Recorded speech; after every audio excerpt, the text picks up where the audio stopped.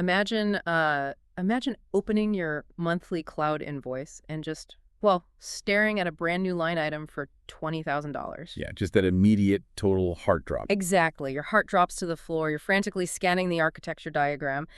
And, you're thinking, okay, it's a massive fleet of GPU instances, right? Or training some machine learning model. Or a giant data warehouse crunching petabytes of analytics. Right. But it's not. That 20 grand is just like bleeding out from a single forgotten database snapshot sitting completely idle in the background. Just burning cash. A setting was toggled on, someone walked away, and the meter just kept running. That is exactly the kind of brutal, silent FinOps trap we are hunting down today. The stuff that keeps engineering managers awake at night. Seriously. So if you are prepping for a systems engineering certification, or, if you just want to stop bleeding money on your AWS bill, you are in the exact right place. Welcome to the Deep Dive. Glad to be here. We are stepping away from those high-level theoretical cloud concepts today. We're really getting our hands dirty with a high-energy, peer-to-peer developer session, just doing an exhaustive, complete architectural teardown of Amazon Elastic Block Store. Good old EBS. Yeah, and I think the mission today is, well, moving entirely beyond just telling you which buttons to click in the AWS Management Console. Right, because anyone can do that. Exactly. Anyone can click a drop-down menu and provision a volume. That's easy. Yeah. We want to deconstruct the actual systems engineering behind that virtualization layer. Under the hood. Under the hood, we're going to look at the physical media physics that dictate performance, the strict architectural constraints of different volume types, and those hidden billing traps we mentioned, the ones that can absolutely destroy an organization's unit economics if the engineering team just isn't paying attention. Okay, let's unpack this, because to truly understand how to architect for the cloud, you have to remember that, well, the cloud is still ultimately made of physical hardware. Sitting in a data center somewhere. Right. It's metal. Before we even talk about the logical volume types, we have to talk about that metal. We have to talk about the sub-millisecond physics of block storage, specifically the battle between solid-state drives and hard disk drives, SSDs versus HDDs. It is the absolute foundation of everything we are going to discuss today. Yeah. When you provision an SSD-backed volume in AWS, so your GP2, GP3, IO1, or IO2 volumes, you are leveraging solid-state NAND flash memory. Which is pretty amazing technology. It really is. From a strict physics standpoint, NAND flash is remarkable because it has literally zero moving parts. Right. The data is stored by manipulating electrical charges within semiconductor memory cells. Right. And because there is no physical mechanism that needs to move to access that data, your seek times, the time it actually takes to locate a specific piece of data, are practically non-existent. You just get incredibly predictable, low latency, random I/O performance. Exactly. But, and I think this is where a lot of devs get tripped up, the underlying reality is that NAND flash is not magic. Far from it. There are severe engineering constraints at the microscopic level, specifically regarding how data is written versus how it is read. You have this phenomenon known as the write amplification factor, or WAF. Right, the dreaded way. Yeah, because you can read data from an SSD at the individual page level, which might be anywhere from 4 to 16 kilobytes. But you cannot simply overwrite an existing page with new data. You can't. The semiconductor physics just completely prevent it. Wait, really? So what actually happens? Well, to write new data to a cell that already contains data, the SSD controller must first completely erase the existing data. Okay, that makes sense. But here is the massive architectural bottleneck. While it can read a tiny page, it can only erase data in massive chunks called blocks. Oh, wow. Yeah, these physical blocks often contain 128 to 512 individual pages. So think about this. If you want to change a single 4 kilobyte page of data, the SSD controller has to read the entire massive block into its own cache. Just to change one page. Just for one page. It reads the whole block into cache, erases the entire physical block on the flash memory, updates that one small page in its cache, and then writes the entire massive block back down to the flash. That is a massive amount of hidden background work just to flip little bits. It's exhausting for the controller. So the SSD controller is basically constantly running these garbage collection algorithms just to consolidate valid pages and free up empty blocks, right? Yes, constantly. And this background processing, it can cause these really nasty micro-latency spikes. Which is bad news for databases. Terrible news. If you are running a highly transactional relational database, like a massive PostgreSQL cluster or maybe a big Oracle database that is performing thousands of constant random small page reads and writes every second, Your application is going to be incredibly sensitive to that sub-millisecond physical latency profile. So the SSD is essentially fighting its own physical architecture to keep up with your random writes. Exactly, which brings a very sharp contrast to the alternative physical media. The HDD. Right, the HDD-backed volumes, which in the AWS ecosystem are your ST1 and C1 volumes. The magnetic disks. Yeah, these are the complete antithesis of solid-state memory. They utilize magnetic disk platters that literally spin on a spindle. And they have these physical actuator arms with microscopic read and write heads that just hover like fractions of a millimeter above the magnetic surface. It's almost steampunk compared to NAND flash. It really is. And the performance of an HDD is entirely governed by macro physical movements. Right, because things actually have to move. Yeah. You have rotational delay, which is the literal time you spend waiting for the spinning platter to bring the target data sector right under the read-write head. Like waiting for a carousel to come around. Perfect analogy. Right. And then you have seek time, which is the time it takes for the actuator arm to physically sweep across the platter to the correct cylinder. I always think of it like a DJ playing a vinyl record. Oh, that's a great way to look at it. Yeah, if your database is doing random small I/O operations, it's like a DJ frantically lifting the needle and dropping it all over the record just to play like 1-second clips of different songs. Right. The needle is constantly flying back and forth. The latency is massive because the physical arm just physically cannot move fast enough. Whereas an SSD, by contrast, is like skipping tracks on a digital playlist. It's just instantaneous. And that constant head repositioning on the HDD, it completely destroys performance under random workloads. The actuator arm spends all its time moving and, almost no time actually transferring the data. So they're just useless for random writes. Well, yes, for random workloads. However, if you hit an HDD with a purely sequential workload, the physics suddenly completely work in its favor. Oh, because it doesn't have to seek. Exactly. The actuator headlock onto a single continuous track on the platter, the disk just spins beneath it, and it continuously streams data. That makes a lot of sense. In that very specific sequential scenario, the HDD can operate at near line rate physical media throughput.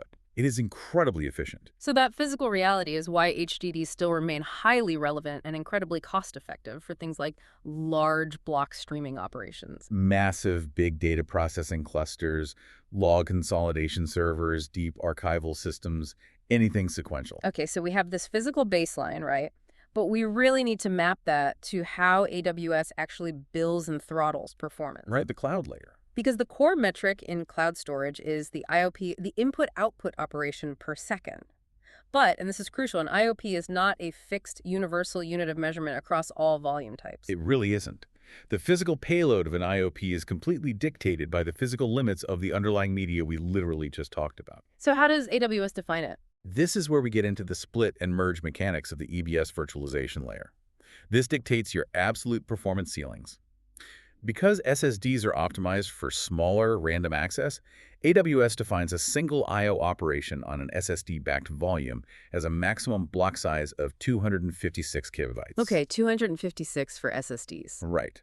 But HDDs, being optimized for large, continuous streaming, have a completely different definition. A single I/O operation on an HDD-backed volume can handle a block size of up to 1,024 kilobytes, or a full megabyte. Let's break down the actual math on that split mechanic because I see this all the time. It is a massive track for engineers who don't understand their application's I/O profile. It catches so many people. Suppose your application issues a single 1,024 kilobyte write request to an SSD volume. The application thinks, I just did one thing. Right, one big write. But the EBS storage virtualization layer intercepts that request, looks at the 256 kilobyte maximum payload for an SSD IOP, and literally splits that single request into 4 separate 256 kilobyte physical operations. Exactly. Your single application write just consumed 4 IOPS from your provision limit. Just burned right through them. The controller is physically forced to shred the request to fit the media constraints. But the reverse is also true with the merge mechanics. Oh, right, the merging. How does that work? Well, if your application issues 18 very small, physically contiguous sequential write requests, let's say they're 32 kilobytes each, the EBS controller's buffer recognizes the pattern. It sees they are lined up. Exactly. Instead of sending 8 tiny writes down to the physical SSD, which would trigger all that awful garbage collection and write amplification we discussed. Oh, right, the W. Yeah, it coalesces those 8 separate requests into a single, perfectly packed 256 kilobyte physical write operation. So the application issued 8 writes, but it only consumed one single IOP from your AWS budget. That's actually pretty brilliant, but the critical caveat there is the word contiguous, right? Yes, highly critical. The data blocks must be physically next to each other on the disk. If you send 8 random, non-contiguous 32 kilobyte writes, the EBS controller cannot merge them at all. Not a chance. It has to send them down to the physical flash individually. And that will consume exactly 8 IOPS. Yep. This fundamental split and merge math dictates a really bizarre reality, which is that your application can actually hit a performance ceiling without ever maxing out its IOPS. Oh, that is a very common troubleshooting scenario. An engineer will, look at their CloudWatch metrics and see they're only using a fraction of their provisioned IOPS. But the application is still screaming about storage latency. Exactly.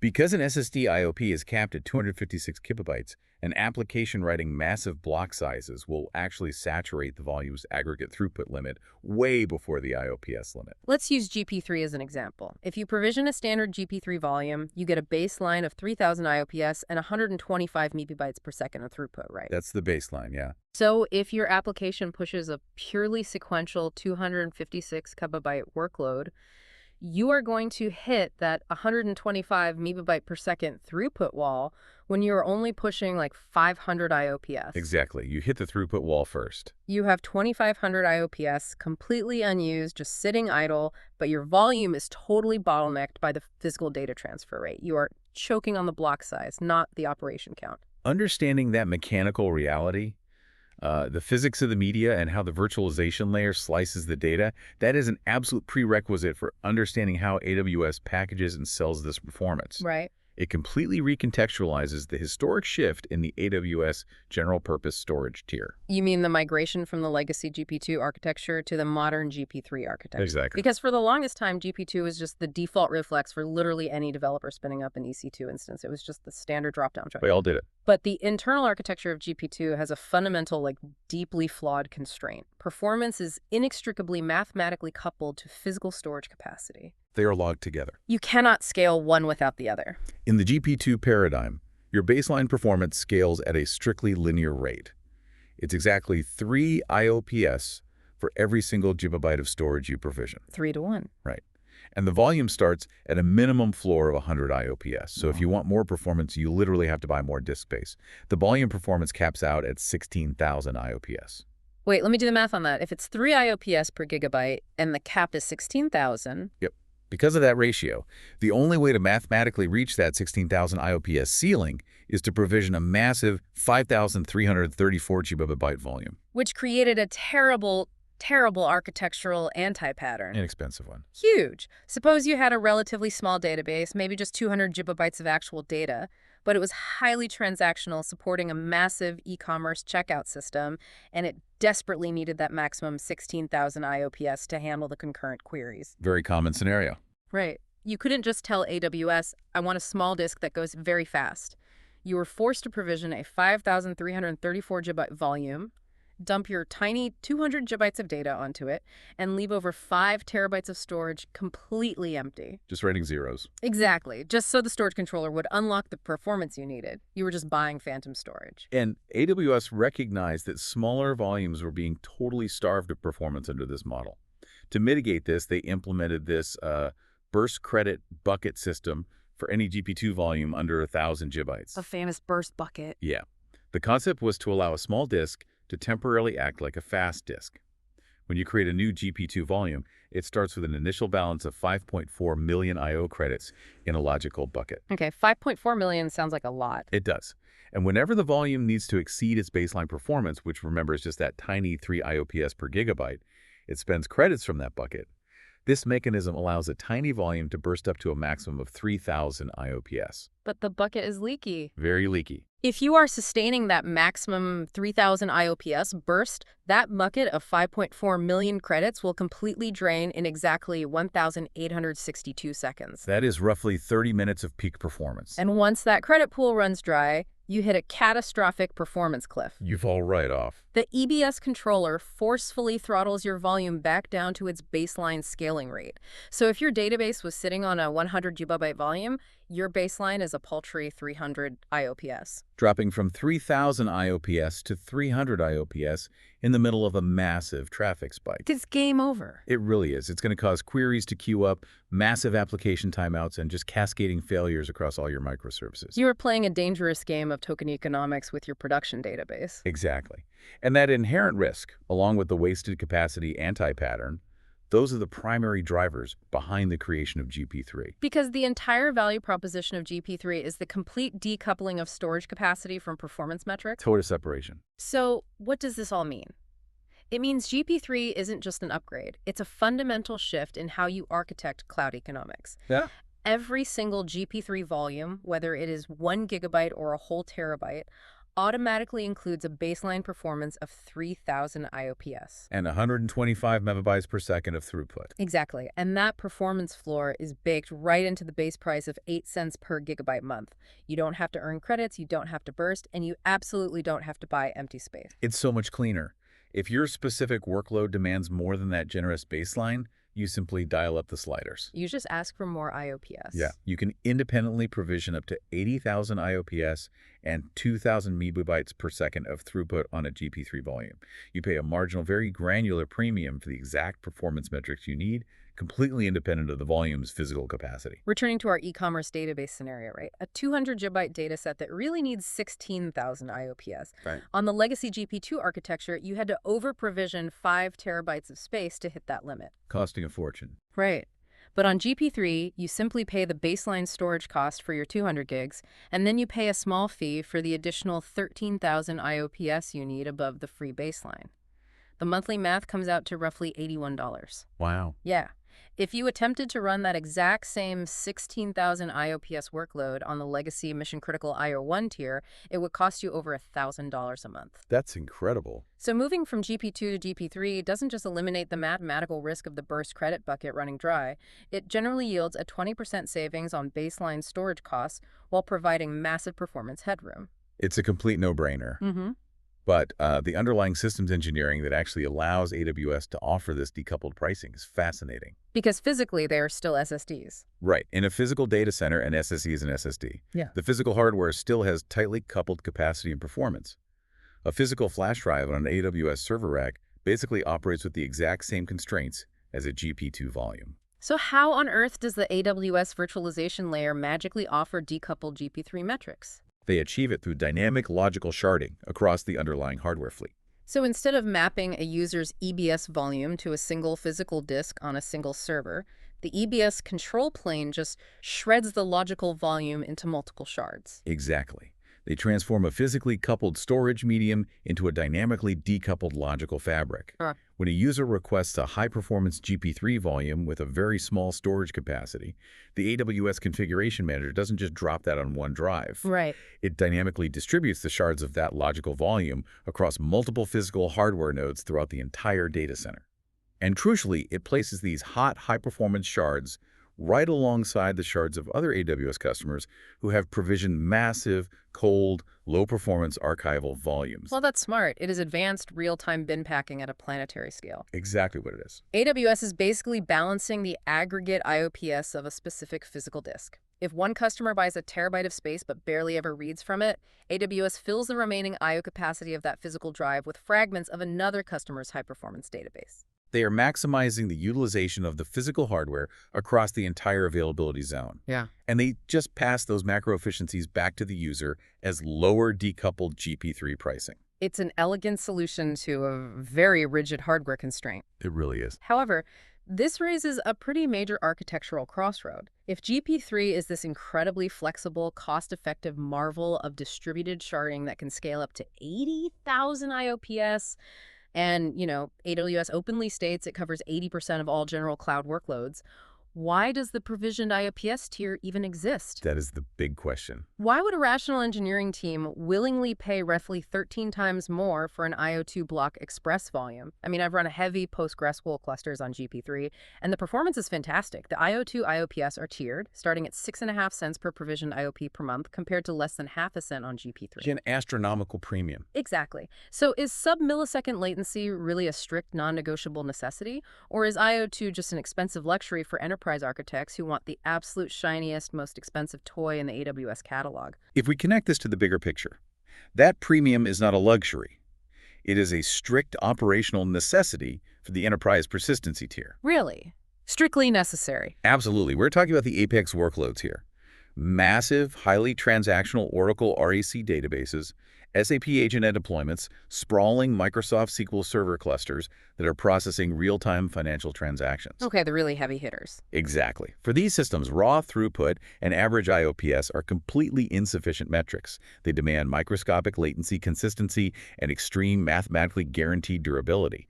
The tolerance for failure or delay is effectively zero.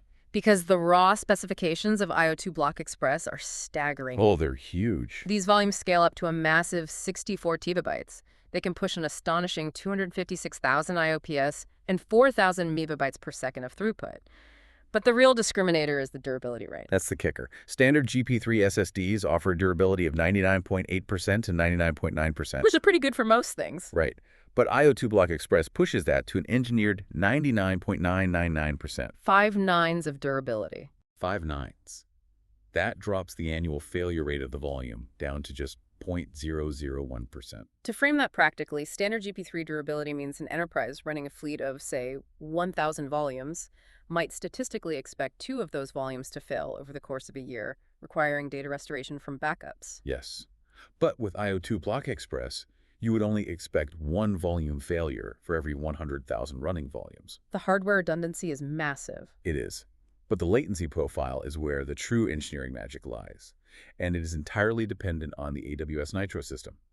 IO2 Block Express does not use standard networking protocols to talk to the storage servers. Wait, it doesn't use TCP? No, it completely discards it. It is built entirely on the Scalable Reliable Datagram, or SRD, protocol. Okay, let's unpack that. Because standard TCP, the transmission control protocol that literally runs the entire internet, it guarantees order. It ensures that packet A arrives before packet B. Which sounds great in theory. Right. But TCP has massive flaws when applied to hyperscale data center storage. It suffers from head-of-line blocking. If a switch drops a single packet in a TCP stream, the entire stream stalls.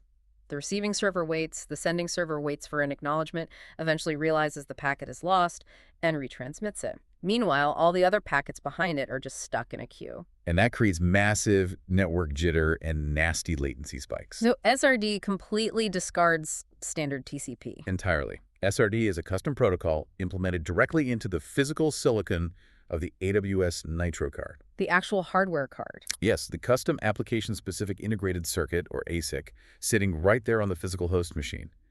When an EC2 instance writes data to an IO2 Block Express volume, the Nitro card intercepts the block, encapsulates it in an SRD, and intentionally multipaths those packets. It sprays them across dozens of different physical fiber routes through the data center network fabric simultaneously. So it intentionally routes the packets out of order. Completely out of order. Packet A might take a really congested path through a spine switch, while packet B takes a totally different, blazing fast path through a leaf switch. Exactly. And they arrive at the destination storage node completely jumbled up. But wait, if they arrive jumbled, how does the storage node handle it? Well, they arrive jumbled, but the Nitro card ASIC at the destination storage node has an incredibly deep hardware-accelerated buffer. It rapidly reorders the packets in silicon, practically at the speed of light. Wow. Because SRD uses massive multipathing, it practically eliminates network jitter entirely. A dropped packet on one link doesn't stall the stream at all. The protocol just relies on the dozens of other paths that are still open. That's brilliant. This hardware-level orchestration guarantees that 99.9% of all I/O operations complete in under 800 microseconds. Under 800 microseconds. That is blistering fast. It's basically local NVMe speed over a network. And for a high-frequency transactional SQL database, tail latency is the ultimate enemy. A database isn't judged by its average speed. It is judged by its slowest queries. The outliers. Exactly. If even 1% of your database writes take 10 milliseconds instead of 1 millisecond because of a TCP retransmission timeout, the entire database engine begins to slow down. Row locks are held longer. Subsequent queries queue up waiting for those locks to release.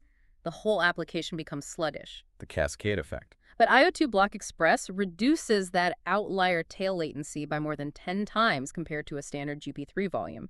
So you are paying that 13x premium for the absolute consistency of the custom Nitro hardware routing. Right. The storage is practically sitting on the system bus, despite actually being across a massive data center. So once an enterprise architect has provisioned this hyper-fast, incredibly durable IO2 volume, the very next architectural ambition is usually high availability, Oh, right? always. They think, if this disk is so durable and fast, I don't want a single EC2 instance being the single point of failure. Right. I want to mount this super disk to multiple database servers simultaneously to build an active cluster. And that leads us directly into the architectural constraints and the immense, terrifying dangers of EBS multi-attach. Yeah. Multi-attach is a fascinating feature, but man, it is a loaded gun. A very loaded gun. It allows you to take a single IO1 or IO2 volume, and it is strictly limited to the provisioned IOPS family, by the way, and attach it to up to 16 Nitro-based EC2 instances simultaneously. Assuming the instances all reside in the exact same availability zone. Right. And it looks like such a simple setting in the AWS console. Just check the little Enable Multi-Attach box. It's too easy, honestly. But there is a massive critical caveat that has destroyed the databases of countless engineering teams who just didn't read the documentation. EBS multi-attach provides absolutely zero logical coordination for data writes. Let me reiterate that because it is the most vital architectural warning of this entire deep dive. EBS multi-attach provides zero logical coordination. None. The EBS infrastructure is completely, totally ignorant of your files. It simply takes the raw block device and exposes it to 16 different operating systems at the exact same time.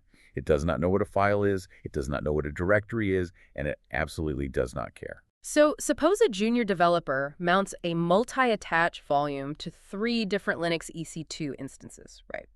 And they format that volume using a standard default file system like ext4 or XFS. A nightmare scenario. The result is immediate, irrecoverable, catastrophic file system corruption. Instantly. Because standard file systems are strictly non-coherent. Yeah. They are designed on the fundamental bedrock assumption that they have exclusive sovereign access to the underlying hardware and the block allocation tables.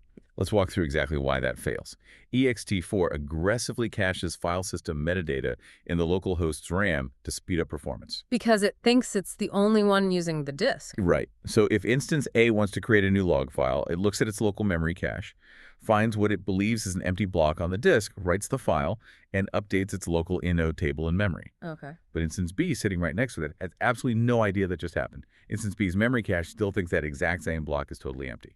So if instance B decides to write a file a millisecond later, it will blindly dump its data into the exact same physical block, completely overriding and destroying instance A's data. And the file system will inevitably panic and crash, and the data is just gone. Completely trashed. To utilize multi-attach safely, you absolutely must use a cluster-aware file system. Like what? A prominent example in the Linux enterprise space is Global File System 2, or GFS2. These file systems do not assume exclusive access. They utilize a distributed lock manager, or DLM. So the instances actually have to talk to each other over the network, completely out of band from the storage, before they are allowed to write a single byte to the disk. Exactly. They use cluster coordination tools like Chorusync to maintain a constant heartbeat and Pacemaker to manage resources. So before Node A is permitted to write to a block on the shared EBS volume, it has to broadcast a request to the cluster and acquire a cryptographic lock from the distributed lock manager. Right. And all other nodes in the cluster respect that lock, completely preventing the collision scenario we just talked about. The coordination happens in the software layer above the disk. But relying on software coordination introduces the classic terrifying distributed systems nightmare. The split brain scenario. So split brain. What happens if the network switch connecting the EC2 instances fails?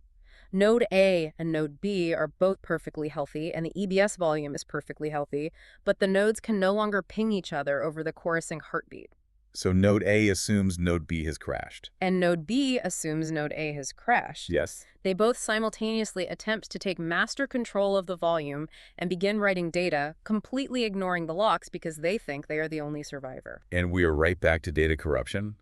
This fundamental flaw in software coordination is exactly why AWS had to pull the solution all the way down into the underlying hardware. To prevent a split-brain scenario from destroying a database, IO2 Block Express multi-attach volumes support industry-standard NVMe reservations. This is often referred to in enterprise storage as storage fencing. Fencing. You are literally building a hardware fence around the data to keep rogue nodes out. It is a very aggressive security posture. Storage fencing allows the active, verified cluster coordinator to forcefully revoke write access from a malfunctioning or partitioned node. At the hardware level. Yes.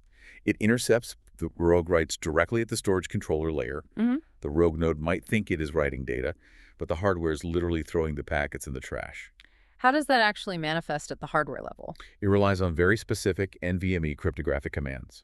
When a cluster spins up, every single EC2 instance must issue an NVMe reservation register command to the shared EBS volume. Okay, so they all introduce themselves. Exactly. This registers a unique 64-bit cryptographic key for that specific host with the EBS storage controller. So the volume now knows exactly who is allowed to talk to it. Got it. Once registered, a host can issue a reservation acquire command. Typically, a highly available database cluster will use an access type called write exclusive registrants only. That sounds strict. It is. It instructs the EBS hardware controller that only hosts with a valid, registered 64-bit key are physically permitted to alter the magnetic or solid-state media. Okay, let's play out the split brain scenario with fencing enabled. Node 2 suffers a network partition. It stops responding to the chorusing heartbeats. Node 1 detects the failure and assumes the role of cluster master. Right. And Node 1 immediately acts to protect the integrity of the data. It sends an NVMe reservation preempt command to the EBS volume, specifying Node 2's cryptographic key. Oh, wow. This command forcefully unregisters Node 2's key and strips away its write reservation at the absolute silicon level. So even if Node 2 is still perfectly alive, thinks it is the master, and starts frantically trying to flush its database buffers to the disk. The Nitro card hardware on the EBS storage controller will simply inspect the packets, see that Node 2 no longer holds a valid reservation key, and drop the write packets entirely. It just blocks them. It blocks Node 2 at the physical hardware layer. This mathematically guarantees absolute data consistency regardless of the software state. That is incredibly robust. So we've traced the architecture from the microscopic media physics through the decoupled economics of GP3 right into the hardware-level storage fencing of IO2. It's a journey. But this immense complexity introduces a massive operational burden. You have this incredibly complex, clustered, high-speed IO2 storage fabric running your most critical databases. Yeah. How on earth do you back it up without breaking the application or corrupting the data? That is the eternal infrastructure challenge. How do you freeze a moving target? Exactly. And here, we must combat another pervasive legacy hive mind trap: the reliance on custom manual cron scripts to trigger backups. Oh man, the custom cron scripts. You see this everywhere in older cloud deployments. Everywhere. A brittle bash script written by an engineer who left the company 3 years ago, sitting on a single utility server, firing off AWS CLI commands at midnight to trigger EBS snapshots. The dreaded midnight cron job, it's completely unauditable. If the script fails silently, nobody knows until the database crashes 3 months later, and the recovery team realizes the snapshot bucket is totally empty. Yeah, and it lacks any native integration with the wider AWS ecosystem or compliance auditing tools. The modern enterprise-grade solution is tearing down those scripts completely and implementing the AWS Data Lifecycle Manager, or DLM. Because DLM automates the scheduling and retention of snapshots based on resource tags, right? It does. But DLM isn't just about replacing a cron schedule. It solves a much deeper, much more dangerous problem regarding data consistency. Right. We have to clearly delineate between a crash-consistent snapshot and an application-consistent snapshot. A crucial distinction. A standard EBS snapshot, like when you just click Create Snapshot in the console or hit the API, is strictly crash-consistent. It perfectly captures the state of the block storage device at the exact millisecond the snapshot is triggered. Which is functionally identical to walking up to a physical server and just ripping the power cord out of the wall. Right. It captures exactly what was on the disk and absolutely nothing else. But if you have a highly active transactional database, there is always unwritten data in flight. Always. You have database transactions sitting in the operating system's memory buffers waiting to be flushed to disk. You have complex multi-table updates that are only halfway complete. And a crash-consistent snapshot just severed all of that in-flight data. Completely cuts it off. So if you attempt to restore a critical database from a crash-consistent snapshot, the database engine will wake up, read the disk, realize that transactions are half-finished and indices are out of sync with the data tables, and, well, you might face truncated tables, corrupted logs, or the database might just outright refuse to mount. It's a terrifying moment during a disaster recovery scenario. To safely back up a database, you need application-consistent snapshots. Meaning the application must actually be aware that the backup is happening so it can prepare itself? Yes. Yeah. You have to tell the database to pause, flush its buffers, and hold still, In a custom bash script, you'd try to pipe a series of fragile commands into the database CLI right before hitting the AWS Snapshot API. which breaks constantly. But DLM handles this natively by integrating deeply with AWS Systems Manager, or SSM. How does that work? DLM utilizes a very specific orchestrated four-step flow to guarantee application consistency without requiring any fragile external scripts. DLM pushes an SSM document directly to the Systems Manager agent running inside the guest operating system of the EC2 instance. Okay, let's walk through the mechanics of that orchestration, because at the scheduled backup time, DLM doesn't just touch the storage right away. First, it invokes a prescript hook via that SSM document. Right. This initiates the quiesce phase. The SSM document executes commands at the guest operating system level to forcefully flush all application write buffers from RAM down to the disk, and then it temporarily freezes the file system. Wow. How does it freeze it? On a Linux instance, this is typically accomplished by the SSM agent executing the sfreeze-backf command or running specific database locking queries. On a Windows server, DLM integrates natively with the Volume Shadow Copy Service, or VSS, which coordinates directly with enterprise applications like Microsoft SQL Server or Exchange to halt I/O operations. So the file system is totally frozen, the database is in a mathematically perfect, consistent state on the disk, and no new writes are permitted at all. Correct. And only then does DLM asynchronously trigger the EBS multi-volume snapshot API. It takes a snapshot of all attached volumes simultaneously, ensuring perfect point-in-time coordination across both the data and log drives.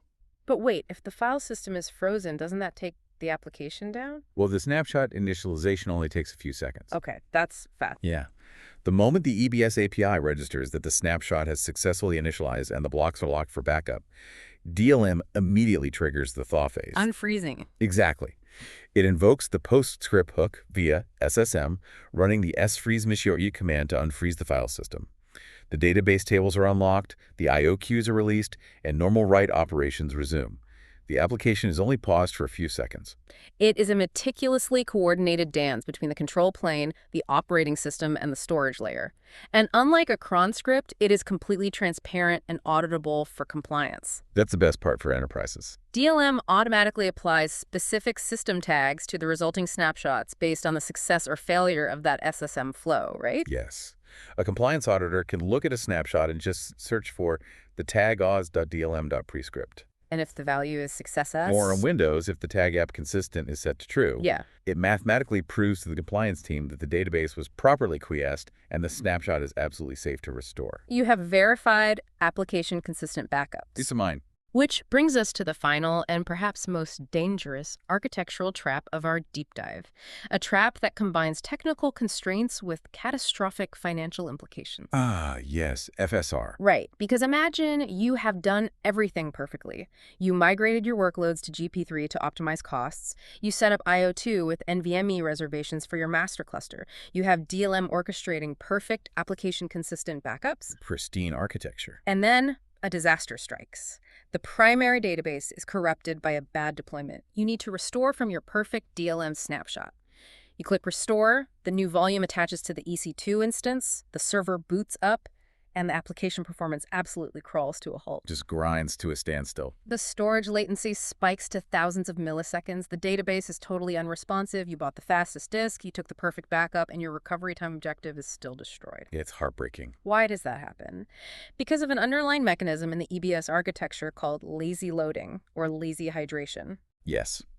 When you create a standard EBS volume from a snapshot, the AWS control plane immediately makes that volume available to the operating system. The OS sees the volume, mounts it, and thinks all the data already there. But it isn't. No. The physical volume is actually completely empty. The physical blocks of data are still sitting over in Amazon S3, where snapshots are actually stored. Oh, wow. So it's downloading on the fly. Exactly. When your database attempts to read a specific block of data for the very first time, the EBS controller has to pause the application's I/O request, reach out to S3 over the internal AWS network, download that specific block, write it to the physical EBS volume, and then finally serve it to the application. That network trip to S3 introduces a massive multi-millisecond latency penalty on the very first access of every single block. It's brutal. If your database engine boots up and attempts to perform a full table scan or rebuild its indices on a freshly restored volume, It is going to grind to an absolute halt as it pulls millions of blocks from S3 one by one over the network. the performance penalty during hydration is severe. And to eliminate this initialization penalty for mission-critical recoveries, AWS offers a feature called Fast Snapshot Restore, or FSR. Here's where it gets really interesting. FSR feels like pure magic. It does. Because when you enable FSR on a specific snapshot, AWS prehydrates the volume in the background before you even create it. It allocates the storage and streams the data from S3 proactively. So it's ready to go. Right. When you finally create a volume from an FSR-enabled snapshot, it is fully initialized. It delivers absolute maximum provision performance. Every single IOPS you paid for, from the very first millisecond it is attached to the instance. There is zero lazy loading. It's incredible technology. AWS manages this using a token bucket model. You get one creation credit bucket per snapshot per availability zone. Each time you create a fully hydrated volume from that snapshot, it consumes a credit. If Fast Snapshot Restore completely solves the lazy loading nightmare and guarantees instant peak performance on disaster recovery, the logical assumption for any architect is, I should just turn FSR on for every single one of my critical database snapshots all the time. And that exact assumption leads directly into the punitive FinOps reality of FSR. The FSR zombie cost trap. Because Fast Snapshot Restore is not billed by the gigabyte of storage, and it is not a one-time activation fee. FSR is billed per snapshot, per availability zone, per hour. Let's do that terrifying math because it sneaks up on engineering teams. The hourly rate for FSR is 75 cents per hour per availability zone. 75 cents sounds like pocket change. It does, but let's look at a very common enterprise scenario. An engineering team creates a golden AMI, a master snapshot of their database server for a new deployment. They enable FSR on the underlying snapshot across 3 availability zones to ensure that if the autoscaling group needs to rapidly spin up new database read replicas, they boot instantly without lazy loading. Very common setup. A month goes by. The team patches the database, creates a brand new golden AMI, enables FSR on the new one, and updates the autoscaling group. But they forget to uncheck the FSR box on the old obsolete snapshot. Let's run the exact numbers on that idle, forgotten configuration. You have one obsolete snapshot. It is enabled in 3 availability zones. That is $2.25 an hour, multiplied by 720 hours in a standard month. That is $1,620 a month. For a single obsolete snapshot that is no longer attached to any deployment, that is nearly $20,000 a year, silently burning in the background, providing an absolutely zero business value to the organization. Just burning cash. And the most dangerous part is that this fee accumulates, regardless of whether a volume restoration event ever actually occurs. It is an always-on readiness fee. You are paying AWS to keep that data perpetually hot and hydrated, just in case you ask for it. That is the ultimate definition of a zombie cost. It is a massive leak in the cloud budget. If a sprawling enterprise has dozens of environments and they leave FSR enabled on a trail of older snapshots, you are easily bleeding hundreds of thousands of dollars a year. How do FinOps teams and cloud economists even find this leak? Because it doesn't show up as a standard EC2 compute charge, right? No, it doesn't. It requires strict governance, automation, and really deep visibility into the billing data. FinOps teams cannot just rely on the high-level AWS billing dashboard. They must actively parse the massive AWS cost and usage reports, the CUR data. The raw data. Yeah. They have to run SQL queries against the CUR to isolate charges categorized under the specific data services unit hour metric. And once they identify the high spend, they have to cross-reference those specific snapshot IDs with AWS CloudTrail. Oh, they use CloudTrail to look for activity? Exactly. They're looking for the Create Volume API events associated with those specific FSR-enabled snapshots. If a snapshot has FSR actively billing at $1,600 a month, but a query of CloudTrail reveals there have been absolutely no Create Volume events for that snapshot in the past 30 days. That is a massive blazing red flag. It mathematically proves the organization is paying a premium enterprise-grade readiness fee for an asset that is completely idle and abandoned. The FinOps team must immediately flag that resource and disable the FSR configuration to protect the unit economics of the architecture. It perfectly illustrates the burden of modern cloud architecture. The technology is incredibly powerful, but the financial responsibility rests entirely on the consumer. We have covered an immense amount of ground today, really stripping away the abstractions. We started at the lowest possible physical layer, examining the right amplification factor of NAND flash memory and the rotational delay of magnetic platters. And we mapped how those physical constraints dictate the split and merge math of AWS IOPS. Right. We moved up the stack to explore the decoupled economics of the GP3 paradigm, revealing how AWS utilizes dynamic logical sharding and massive bin packing algorithms to separate storage capacity from performance. Then we climbed into the mission-critical enterprise tier, exploring the IO2 block express architecture. We broke down how the Nitro system discards TCP entirely in favor of the scalable, reliable datagram protocol. Using massive multipathing and hardware reordering to guarantee sub-millisecond tail latency. We analyzed the extreme dangers of EBS multi-attach, demonstrating why standard file systems corrupt data. And how cluster-aware file systems like GFS2 rely on NVMe hardware reservations to build cryptographic fences that prevent split-brain scenarios. We tore down the legacy bash scripts, detailing the exact systems manager orchestration flow that Data Lifecycle Manager uses to guarantee application-consistent backups without freezing the database for more than a few seconds. And finally, we uncovered the brutal, silent FinOps trap of fast snapshot restore zombie costs and how to hunt them down in the cost and usage reports. It really is a profound evolution of technology. Which leaves us with a final thought to ponder as we wrap up this session.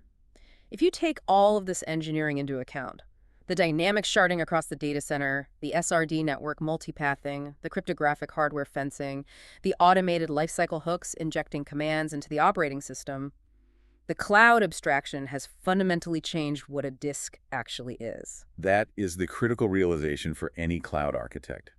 An EBS block volume is no longer a passive, dumb piece of magnetic hardware sitting in a server rack waiting for commands. It's much more than that. It is a highly programmable, distributed, intelligent network fabric. To architect successfully in the modern cloud, a developer can no longer just think like a traditional storage administrator managing LUNs. You have to wear multiple hats.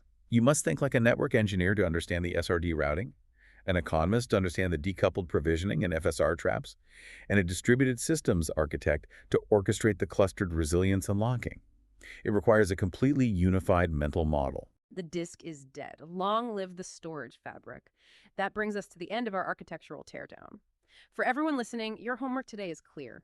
Log into your AWS environments, audit your legacy GP2 footprint to see where you can save that 20%, verify your DLM compliance tags to ensure your backups are actually application consistent, and for the love of your cloud budget, parse your cost and usage reports and prune your FSR settings. Keep questioning the defaults, keep optimizing your architectures, and keep diving deep.